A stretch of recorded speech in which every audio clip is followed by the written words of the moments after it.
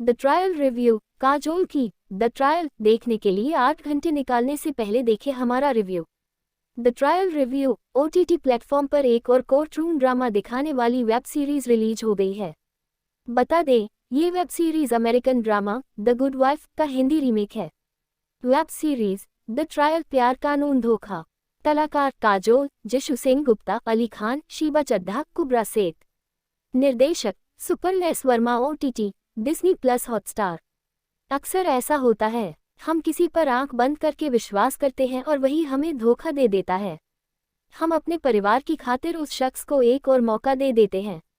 एक बार फिर अपनी फीलिंग्स को साइड में रखकर उसे एक चांस देते हैं, लेकिन वह हमारी अच्छाई का फायदा उठाकर एक और बार हमें धोखा दे देता है।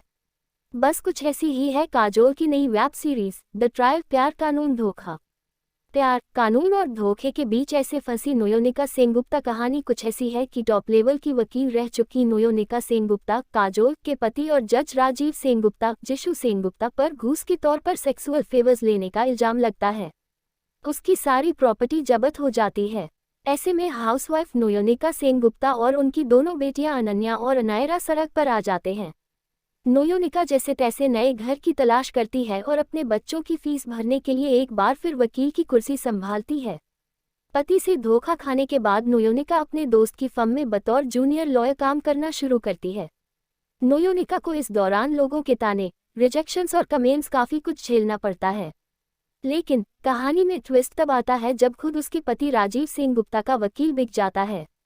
अब सवाल यह उठता है कि क्या नोयोनिका अपने पति को कानूनी के लंबे हाथों से बचा पाएगी।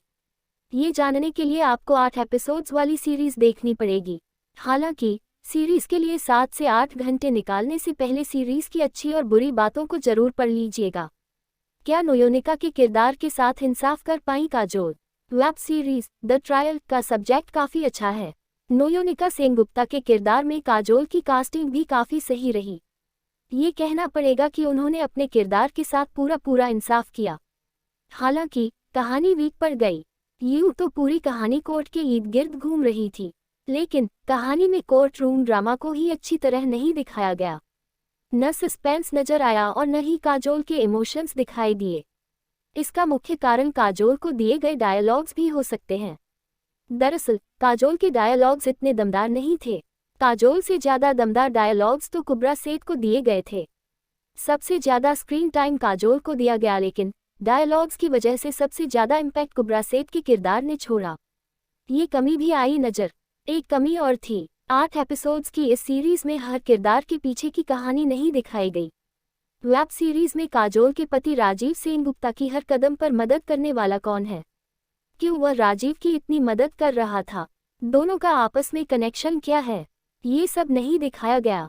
ये भी नहीं समझ आया कि कुब्रा सेठ द्वारा निभाए गए किरदार की हिस्ट्री क्या है। कहीं कहीं कैमरा का क्रिएटिव इस्तेमाल भी समझ नहीं आया। वेब सीरीज में एक सीन आता है। इस सीन में योनिका अपने पति राजीव से बात कर रही होती है। जब काजोल कर रही होती है तब उसका फेस स्क्रीन के लेफ्ट साइड में दिखाया जाता है, और जब राजीव बात कर रहा होता है तब उसका फेस राइट साइड में होता है। बाकी पूरा स्क्रीन खाली। सिनेमेटोग्राफर ने ऐसा क्यों किया ये समझ नहीं आया। खैर, सिनेमा एक्सपेरिमेंट का दूसरा नाम है, इसलिए हम उनके इस एक्सपेरिमेंट का वेलकम करते हैं। देखिए या नहीं। अब सवाल यह उठता है कि 8 घंटे निकालकर इस वेब सीरीज को देखना चाहिए या नहीं। अगर आपने भी अपनी जिंदगी में धोखा खाया और एक बार नहीं बार बार धोखा खाया है तो आपको ये सीरीज देखनी चाहिए। आप इससे कनेक्ट कर पाएंगे। शायद आपको इससे हिम्मत मिले या फिर लड़ने की ताकत। यदि आप क्रिमिनल जस्टिस या फिर जॉली एलएलबी जैसा इंटेंस कोर्ट रूम ड्रामा देखना पसंद करते हैं तो ये वेब सीरीज आपके लिए नहीं है, क्योंकि ये अंत में आपको निराश करेगी। वैसे बता दें, जल्द ही इस वेब सीरीज का दूसरा सीजन भी आएगा जो हमारे कई सवालों के जवाब देगा। हम इस सीरीज को 5 में से 3 स्टार देते हैं।